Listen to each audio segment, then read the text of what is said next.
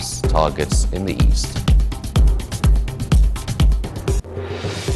Welcome back. The news in details. President Abdel Fattah al-Sisi on Monday met with the Somali President Hassan Sheikh Mahmoud in Cairo. The meeting discussed means of enhancing bilateral relations and joint cooperation in various domains. The two leaders also exchanged views over several regional and international issues of mutual concern. Earlier, an official reception ceremony was held for the Somali president upon his arrival, as both leaders witnessed honor guards reception. Following their meeting, President Abdel Fattah al-Sisi and the Somali President Hassan Sheikh Mahmoud held a joint press conference. Addressing the conference, President al-Sisi said the visit reflects the deep relations binding Egypt and Somalia. President al-Sisi also congratulated the Somali President on holding the presidency, a step towards stability in the country, asserting that Egypt supports Somalia and was also one of the first countries that supported its independence. The head of state pointed out that both agreed on working together to reach stability in the African Horn. Sisi also underscored that both sides agreed that unilateral measures taken by Ethiopia in the Ethiopian Renaissance Dam issue are dangerous, stressing that the two countries urged a binding agreement on filling and operating the Renaissance Dam.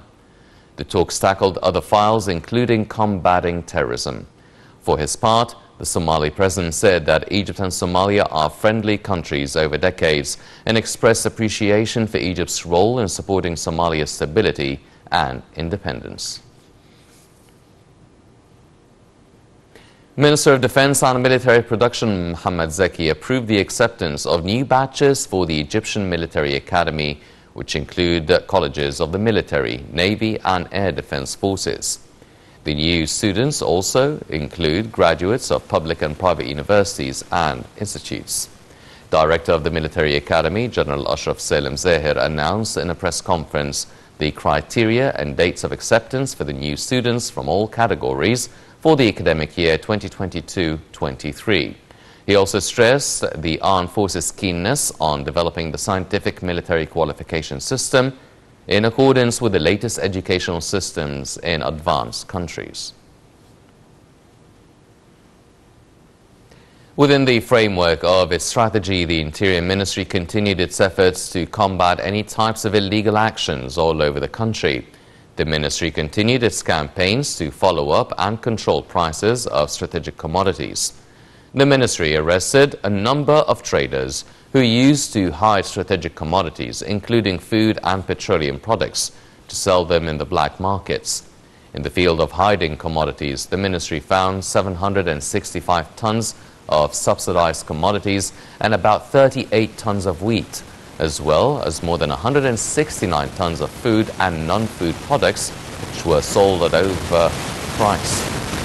The ministry also resumed efforts to regulate traffic movement in the main streets to prevent traffic jams, particularly in rush hours.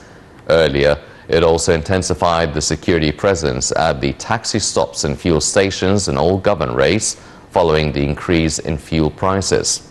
This comes to prevent exaggeration of passenger tariffs or monopoly of food products prices.